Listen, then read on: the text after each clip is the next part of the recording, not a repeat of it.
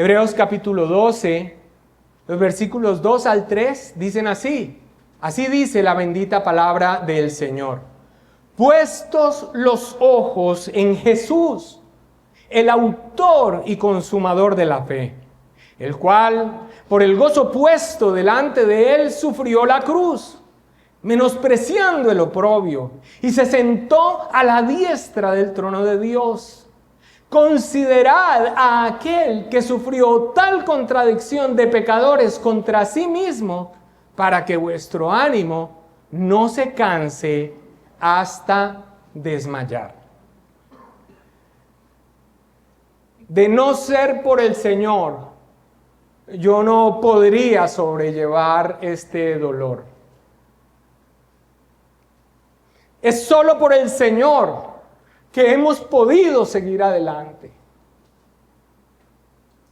Si no fuera por el Señor, yo no podría resistir este sufrimiento. Sin mi Señor, no sé qué hubiera sido de mí en esta prueba tan difícil. Estas son algunas de las expresiones que a lo largo de la labor pastoral se escucha de los hermanos en medio de las circunstancias más difíciles, más dolorosas que trae la vida. Cuando mirando a los ojos al que sufre en medio de las más duras pruebas que nos vienen en nuestro camino por este valle de lágrimas, no hay lugar para expresiones vacías. Hermanos, es la fe en Cristo la que nos sostiene todo el tiempo, pero especialmente cuando las fuerzas fallan, cuando no se ve la salida, cuando todo parece cerrarse sobre nosotros. Hubiera yo desmayado si no creyese que veré la bondad del Señor en la tierra de los vivientes, expresó el rey David. Dice: cuando se juntaron contra mí los malignos, mis angustiadores y mis enemigos para comer mis carnes, ellos tropezaron y cayeron. Allí mismo en el Salmo 27 proclama a su alma: el Señor es mi luz y mi salvación. ¿De quién temeré? El Señor es la fortaleza de mi vida. ¿De quién he de atemorizarme? Aunque un ejército acampe contra mí, no temerá mi corazón. Aunque contra mí se levante guerra, yo estaré confiado. Es la confianza en Cristo la que nos da sustento en todo momento, pero sobre todo cuando nos sentimos sin fuerzas, cuando las soluciones son invisibles y la situación se torna agobiante. Es la confianza de sabernos suyos, que Él nos ama, que Él tiene cuidado de nosotros y que nada de lo que experimentemos en nuestro camino de vida se sale de su designio soberano para nuestro bien, lo que nos sostiene cuando el camino se pone difícil, cuando nos sentimos desfallecer. En la porción que nos corresponde exponer en el sermón de esta mañana encontramos este alentador llamado, o para ser más precisos, este urgente clamor a fijar nuestra mirada en el Señor Jesús para que nuestro ánimo no se canse hasta desmayar. Puestos los ojos en Jesús. Este llamado a fijar nuestra mirada solo en Él es, hermanos, es de vital importancia entenderlo, primeramente, interiorizarlo, abrazarlo y tenerlo como una instrucción siempre visible para la ruta de nuestra propia carrera, porque de no ser así, no habrá manera de afrontar con la perspectiva correcta los sufrimientos que hacen parte de la carrera del cristiano. especialmente a aquello que trataremos, Dios mediante, en el próximo sermón. La disciplina divina, el obrar de Dios a través de las circunstancias dolorosas, no solo para corregirnos, sino para transformarnos. Y quiero repetirlo una vez más, hermanos, atender a este llamado de fijar nuestra mirada solo en Él, hermanos, es de vital importancia. Porque si no, hermanos, no vamos a afrontar con la perspectiva correcta los sufrimientos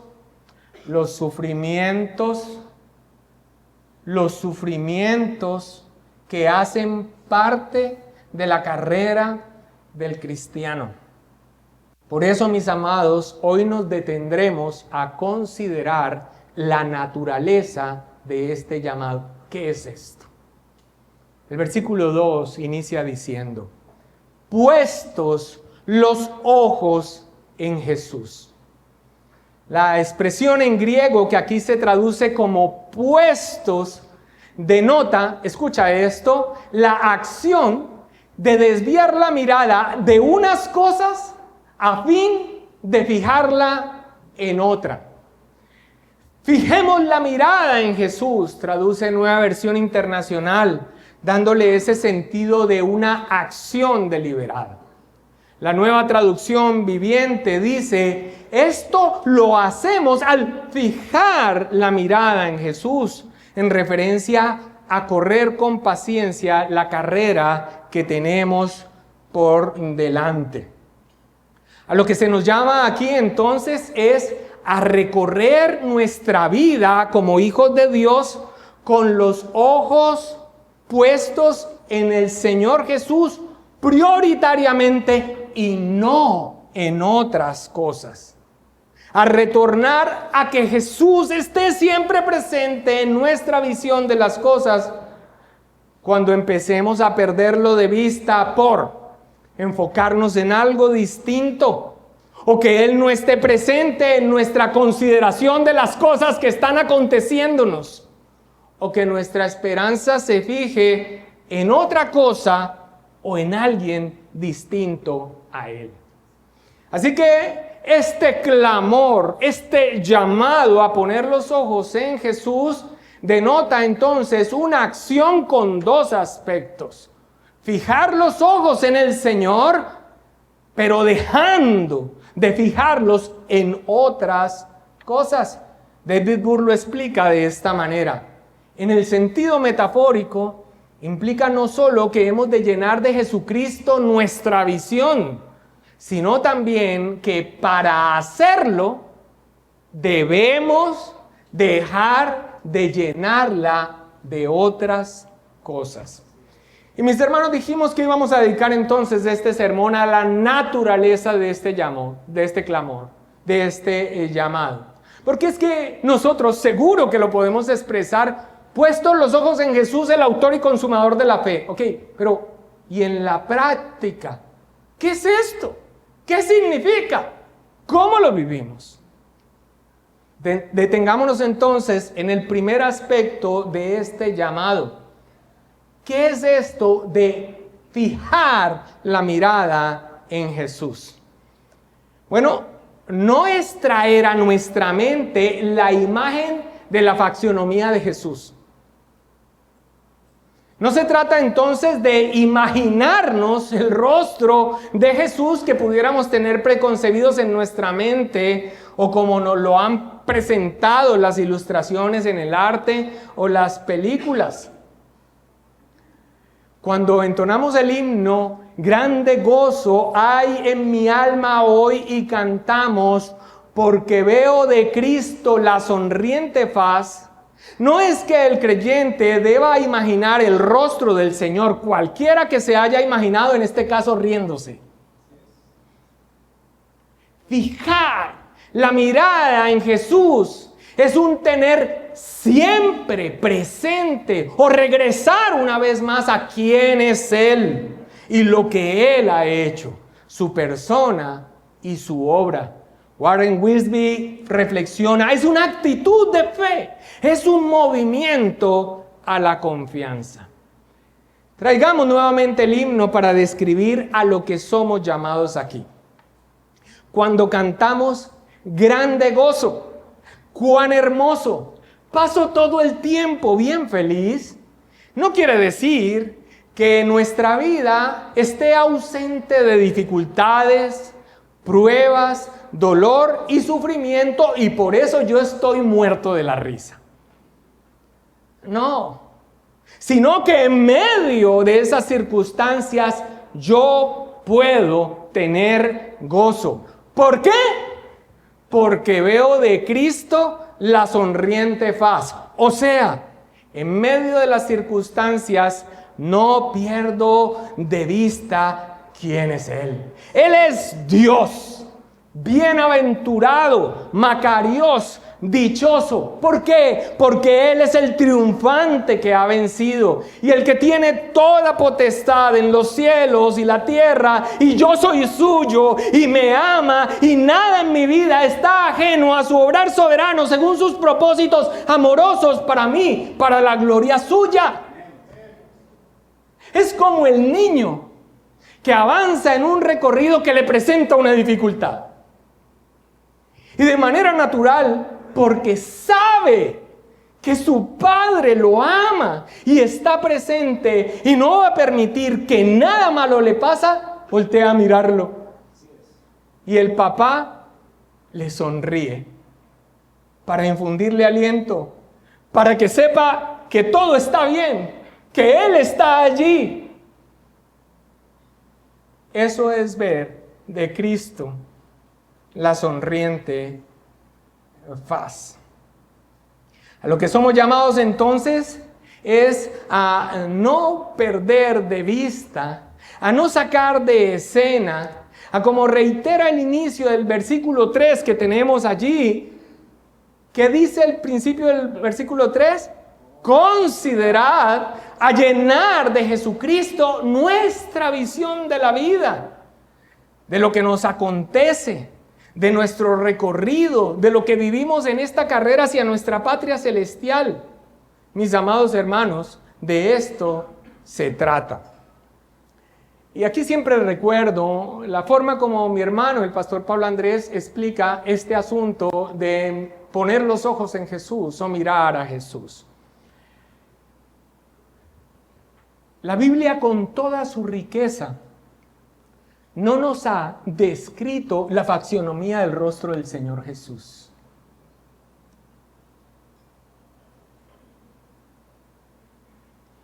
Y esto es por voluntad divina, porque lo que debemos tener presente en este llamado a poner los ojos en Jesús es quién es Él y qué ha hecho.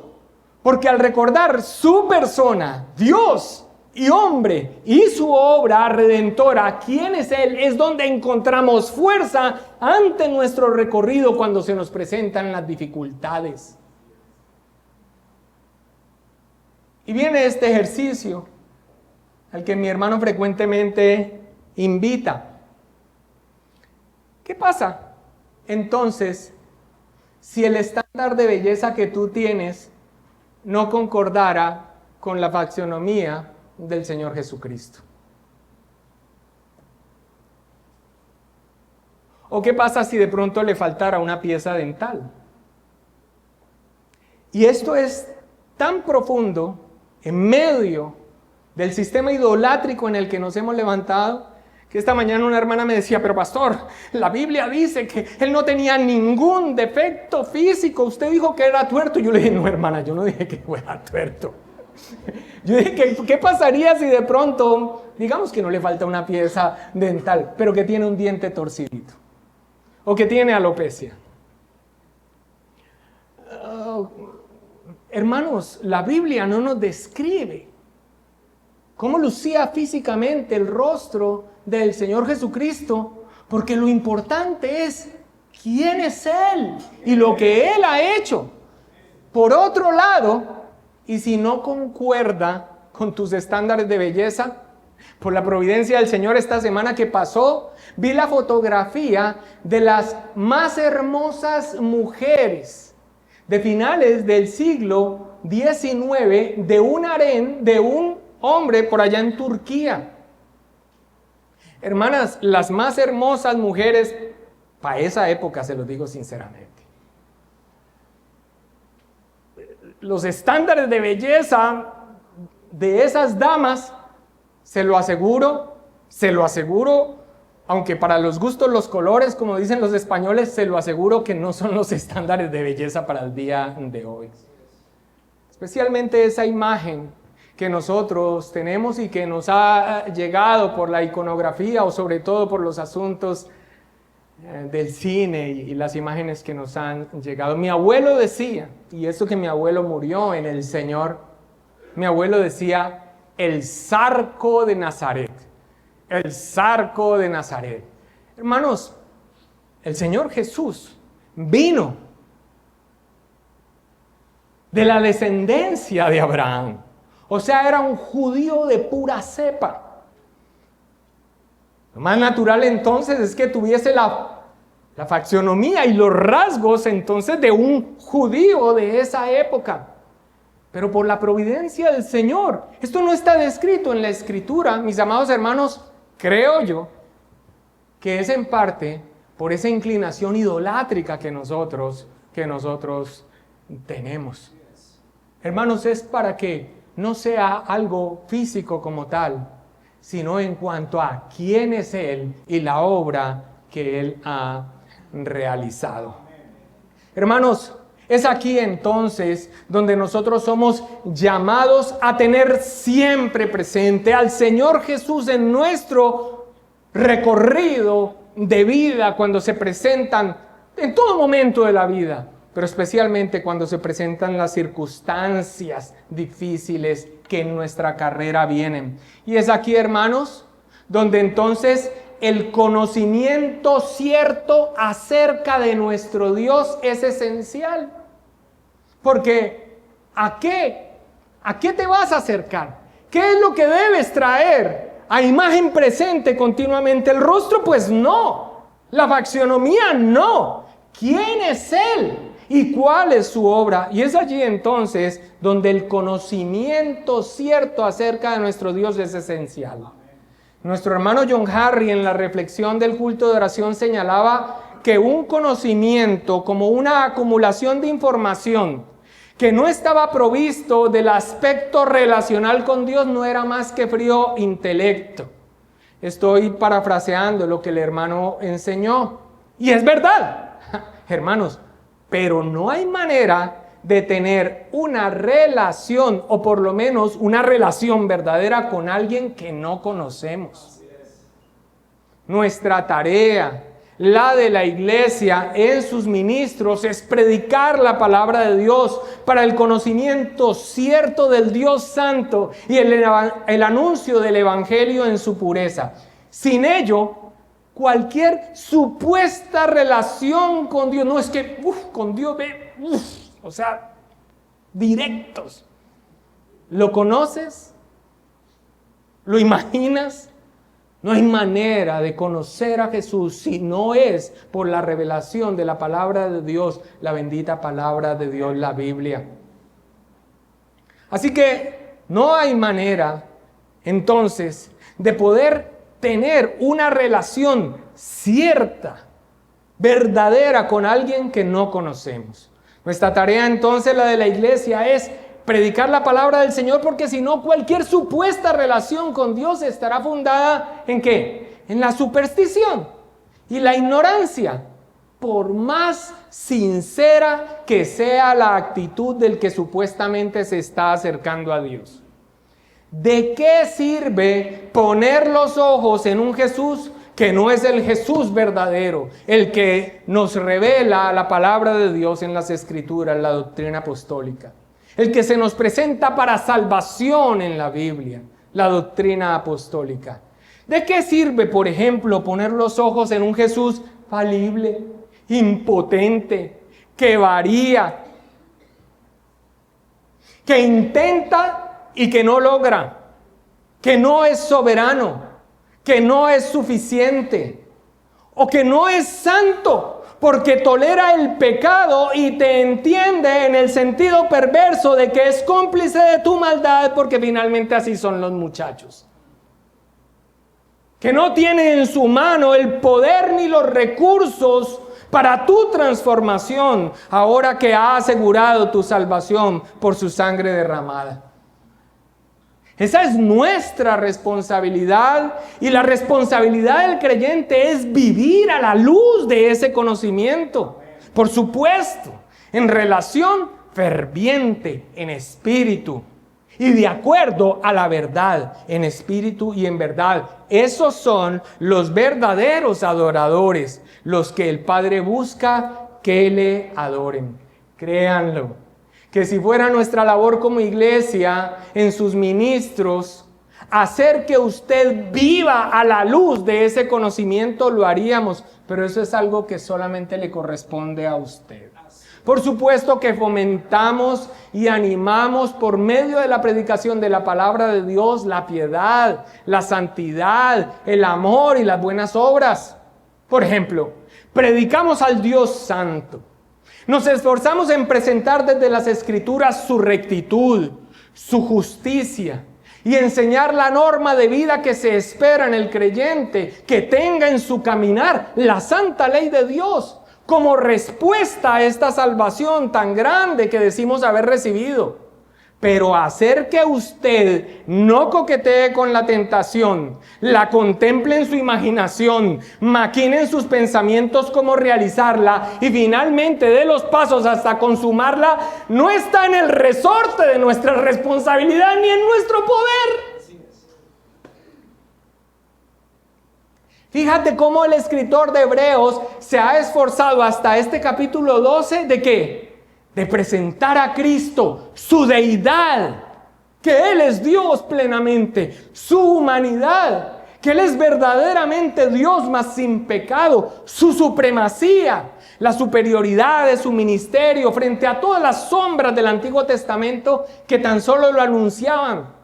Ha dado todo un recorrido doctrinal sobre su persona y su obra cristológico para ahora llamar a fijar su mirada en Jesús, el verdadero Jesús, el de las Escrituras, en vez de hundirse en las circunstancias que les rodean, ahora que todo parece en contra de ellos.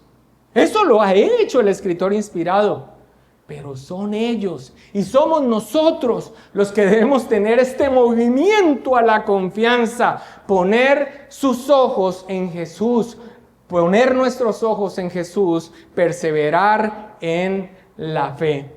Pero no hay manera de levantar nuestros ojos a Él en el sentido que hemos explicado si no le conoces. Hermanos amados, como todas las iglesias, son imperfectas, pero nos esmeramos en lo principal: la predicación de la palabra del Señor, para que le conozcas. Vivir a la luz de ese conocimiento está en ti, por supuesto, con la presencia del Espíritu Santo. Pero recordemos lo que esta expresión, puestos los ojos en Jesús, también denota. Este segundo aspecto de este llamado, ¿cuál es?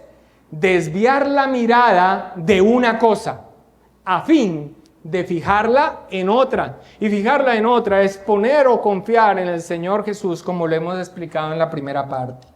Desviar la mirada de una cosa a fin de fijarla en otra. O sea, levantar nuestros ojos enfocados tan solo en las circunstancias, agotados de considerar solo el problema en el que estamos inmersos, desistir de depositar mi esperanza en cualquiera que no sea Cristo, en el hombre o en mí mismo, en mi desesperación. Eso hace parte esencial de este movimiento a la confianza, de esta actitud de fe. Lutero expresó: me miré a mí mismo y vi imposible salvarme. Miré a Jesús y vi imposible perderme. Y aunque esto lo expresa en referencia a la salvación, aplica perfectamente a este movimiento, a la confianza, donde es necesario levantar nuestra mirada de lo que a veces nos estamos inmersos y enfocados. Es un clásico en los matrimonios en Cristo donde el varón expresa: es que mi esposa me dice que yo no tengo fe. Pues es que yo tengo que solucionar estos problemas. Si yo no me muevo, ellos no se van a solucionar solos. Y unos pasos atrás viene la esposa sonriente a presentar la situación completa. No, pastor, yo sé que esos problemas hay que atenderlos, pero es que veo a mi esposo que se hunde en ellos y se desgasta y se desespera. Y lo que yo le digo es que busque descansar en Dios, que los problemas son reales, pero que Dios es más real. Bendito Dios por nuestras esposas. En la labor que Dios les ha encomendado, frecuentemente nos impulsan no a pasar por alto las circunstancias de la vida. De hecho, como cristianos estamos dotados para afrontarlas. Él ha transformado nuestro carácter, nos ha dado la persistencia, nos ha dado la disciplina, nos ha dado la constancia. Y finalmente lo que vamos a hacer, lo vamos a hacer para la honra del Señor, aunque el resultado tal vez no nos favorezca. Pero es ese impulso que muchas veces nuestras esposas nos llaman, aunque frecuentemente cambia la dirección de esto, es a que sí, afrontemos las cosas, pero no nos quedemos inmersos en ellas de tal manera que este llamado a la confianza, en este caminar, en este correr, cuando vienen las circunstancias difíciles, no haga lo que tiene que hacer. El punto clave para recorrer esta maratón, levantar nuestros ojos al Señor. Así que no se puede levantar los ojos al Señor en confianza cuando yo sigo en la misma situación que se cierra sobre mí. No porque no sea real, sino porque me quedo tan solo en ella. Y las escenas bíblicas que nos ilustran este segundo aspecto de esta actitud de fe, de este movimiento a la confianza, que implica levantar nuestros ojos de aquello en lo que estamos inmersos, son muy dicientes. Voy a traer dos de las muchas que podríamos extraer de las Escrituras. La primera es en un sentido negativo. Tenemos el ejemplo de Pedro.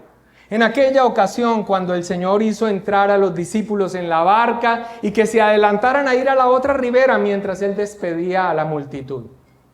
Ahí están entonces los discípulos en la mitad del mar y ha arreciado el viento y las olas están azotando a la barca y ellos han entrado en pánico y de pronto, para rematar, ven que caminando en la noche viene un hombre sobre las aguas caminando hacia ellos.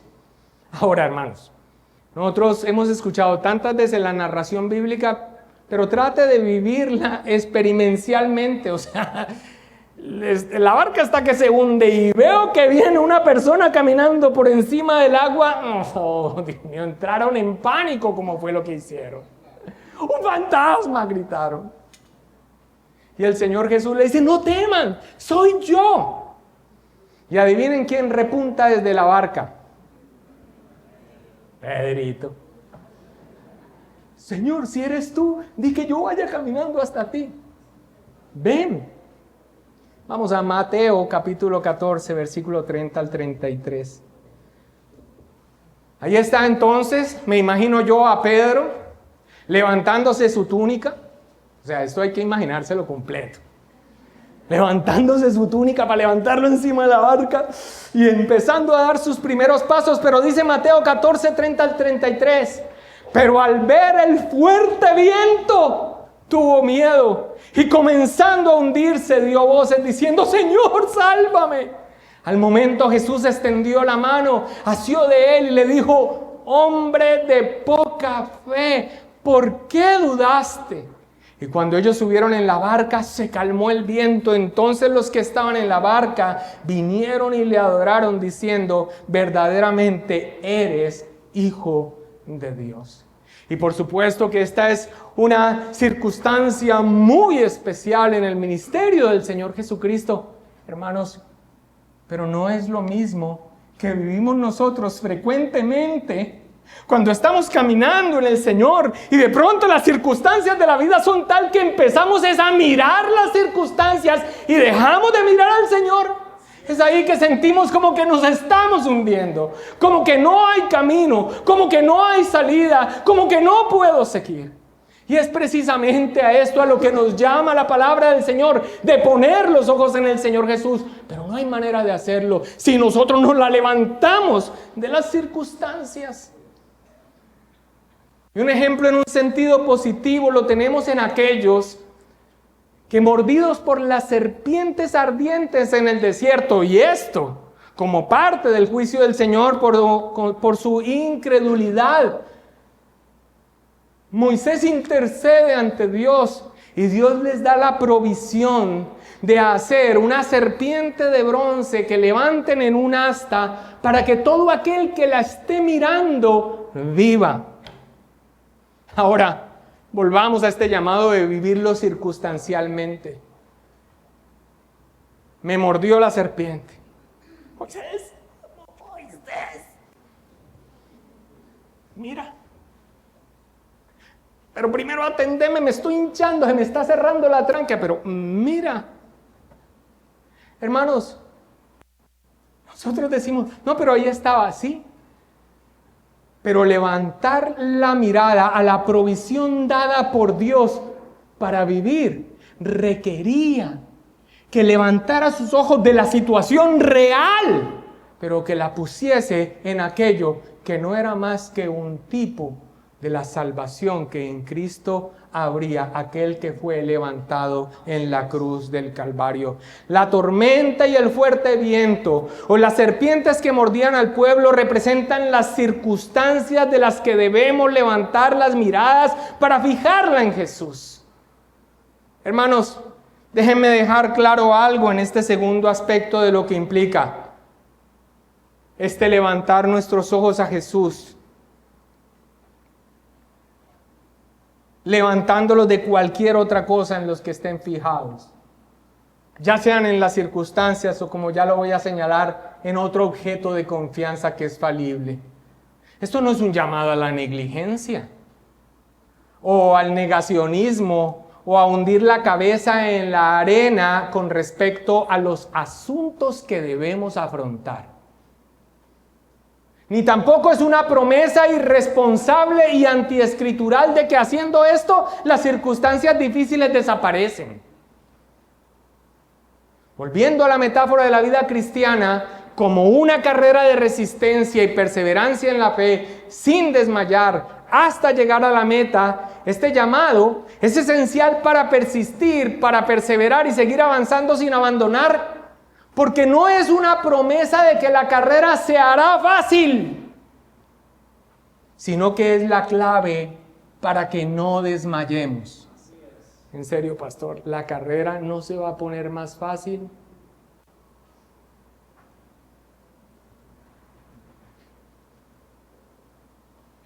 No, hermanos. La carrera no se hace más fácil. Pero en la medida en que nosotros atendamos al llamado, el Señor nos permitirá afrontar toda circunstancia sabiendo que Él está con nosotros. Otro aspecto del que debemos quitar nuestra mirada, además de las circunstancias que nos agobian, en el sentido que ya lo he explicado, es quitar la mirada confiada en cualquier otra cosa que no sea el Señor. Leamos una vez más la afirmación divina que trae el profeta Jeremías sobre esto. Jeremías 17, versículos 5 al 8. Jeremías 17, versículos 5 al 8.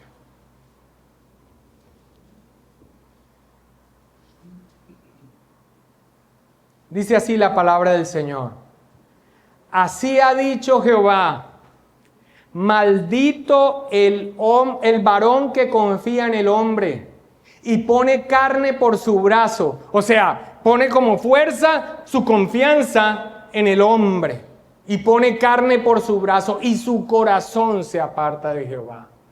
Será como la retama en el desierto y no verá cuando viene el bien, sino que morará en los sequedales en el desierto, en tierra despoblada y deshabitada. Bendito el varón que confía en Jehová y cuya confianza es Jehová, porque será como el árbol plantado junto a las aguas, que junto a las corrientes echará sus raíces y no verá cuando viene el calor, sino que su hoja estará verde, y en el año de sequía, porque sí, hay años de sequía, no se fatigará ni dejará de dar fruto. Los hombres fallan, las riquezas toman las alas de las águilas, hay innumerables dificultades que los recursos materiales no resuelven. La belleza se marchita, las fuerzas se agotan, pero el Señor es la roca fuerte que permanece para siempre. Vanidades ilusorias, así se refiere la palabra de Dios a todo aquello en lo que el hombre deposita su confianza y no es Dios. Esa es la esencia de la idolatría. Ahora, esto no quiere decir que debemos renunciar a la confianza en todos los que nos rodean y ponerlos en duda injustificadamente, en el sentido de que no se puede tener relaciones fraternas en las que se nos bendice con apoyo, consejo, ánimo, guía, ejemplo, amistad, consuelo. De hecho, el autor inspirado en este texto, presentándonos en esta metáfora de la carrera, ha dicho que tenemos una gran nube de testigos a los que debemos mirar. Pero nuestra mirada en ellos es diferente. Es una mirada en un testimonio de que hombres y mujeres, pecadores como nosotros, perseveraron en la fe, en la promesa.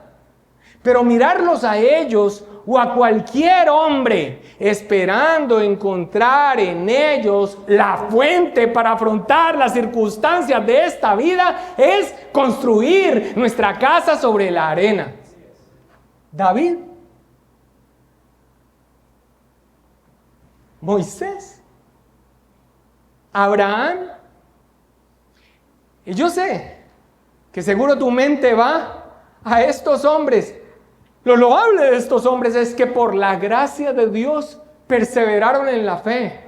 Hermanos, pero todo menos fuente de confianza para afrontar las circunstancias en esta vida, solo Cristo. Nuestra mirada en los hombres es en la medida que sus testimonios nos alienten a fijar nuestra mirada en Jesús.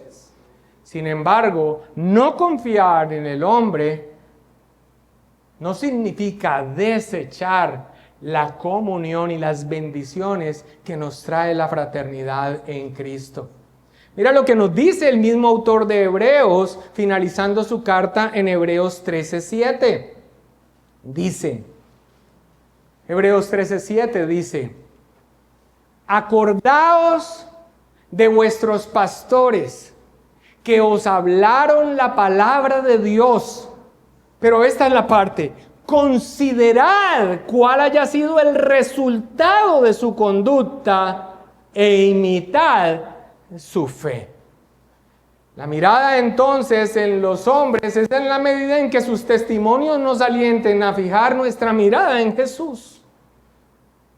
No confiar en el hombre no se trata de desvirtuar el testimonio y el ejemplo de fe que un hermano en Cristo nos pueda dar, ni tampoco adoptar un escepticismo cínico de que no se puede tener confianza en nadie. Es diferenciar entre la confianza y el apoyo que nos damos como hermanos en Cristo y la confianza que solo podemos depositar en Jesús. Esto de paso deja sin excusas al que renuncia a la fe o a la comunión de la iglesia porque es que todos son unos hipócritas. Tal persona nunca tuvo realmente sus ojos puestos solo en Jesús. Porque Jesús nunca falla. Es por eso que somos llamados a poner nuestra mirada en Él, de una manera única y exclusiva que solo puede tenerse con aquel que es nuestro Dios y Salvador. Pero como a continuación lo expresa también el escritor inspirado, también un hombre que nos deja ejemplo de una vida de fe perseverante hasta el final, a pesar del sufrimiento en su recorrido. Esa es la razón por la que el autor inspirado por el Espíritu Santo se refiere aquí a él como a Jesús, llevando también nuestra mirada a su humanidad. Leamos una vez más, versículo 2. Puestos los ojos en Jesús, el autor y consumador de la fe. Esta expresión, el autor y el consumador de la fe, es algo que nosotros decimos de memoria. Pero el entendimiento de ello no es sencillo a plena lectura. El autor y el consumador de la fe.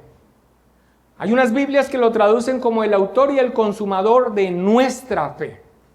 Y que en ese sentido fijar nuestra mirada en Él es tener esperanza, porque Él fue el que obró en nosotros, dándonos fe, el autor de la fe, pero además de eso, el que la va a completar hasta feliz término, en el sentido de que estará con nosotros para asistirnos y que seamos perseverantes hasta el fin de nuestros días.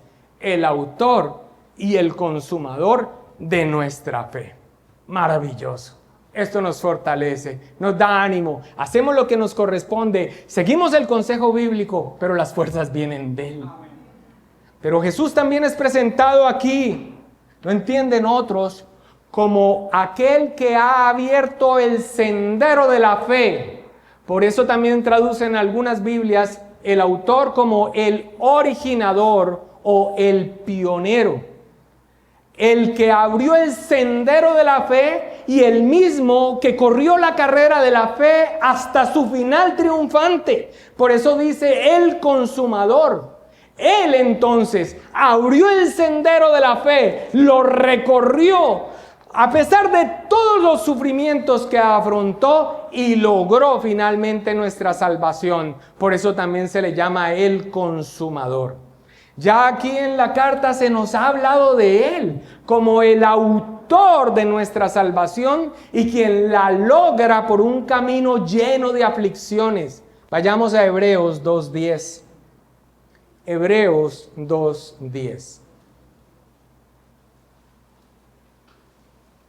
Dice: porque convenía a aquel por cuya causa son todas las cosas y por quien todas las cosas subsisten, o sea, a Dios, que habiendo de llevar muchos hijos a la gloria, o sea, su propósito de salvación en sus elegidos, perfeccionase por aflicciones al autor de la salvación de ellos. El camino de nuestra salvación, abierto por Cristo y recorrido por Él hasta el final, estuvo lleno de aflicción, dolor, oposición. Pero Él lo consumó. El final de su ministerio terrenal es: consumado es. En este sentido, entonces, el autor y el consumador de la fe. Pero tremendo que también su propio recorrido lleno de aflicción lo hizo también con la vista puesta en algo. A nosotros se nos llama a poner los ojos en Jesús, pero Él también lo recorrió con su vista puesta en alto, en algo: el gozo de hacer la voluntad de su Padre, cumplir su misión, nuestra salvación, y triunfar en ello.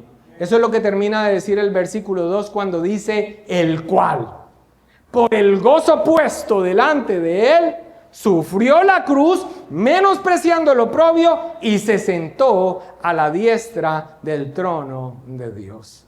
Es por esto que el llamado a poner nuestros ojos en Jesús, en el sentido al que nos hemos dedicado en este sermón, también implica tenerlo como ejemplo y fuente de fortaleza para nuestra propia vida, para nuestra propia carrera.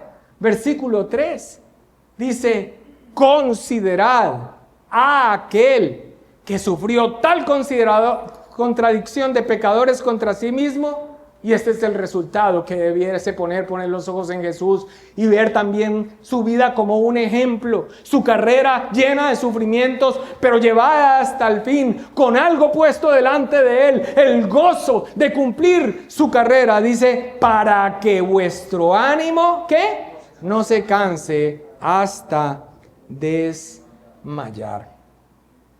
Mis amados hermanos, esta mañana,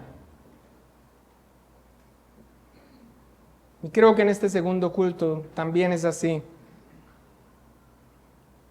en medio de nosotros hay personas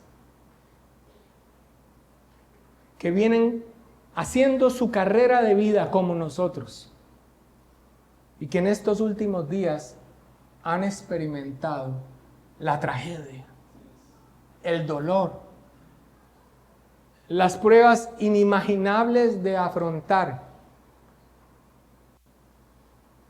pero han podido decir, si no fuera por mi Señor, yo no hubiese podido resistir esta prueba.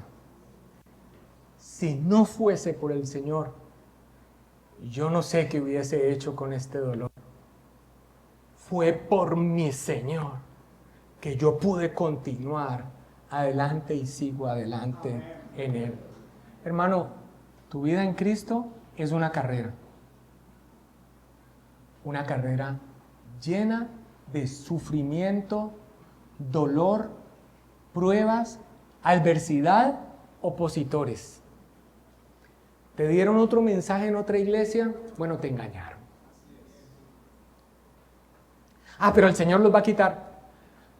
En ocasiones en su gracia y según su providencia lo hace, pero frecuentemente no. Pero aquí tenemos el consejo de su palabra, que hará que como cuando el niño afronta un obstáculo que no se esperaba, levante sus ojos y pueda ver de Cristo la sonriente paz. Y seamos fortalecidos.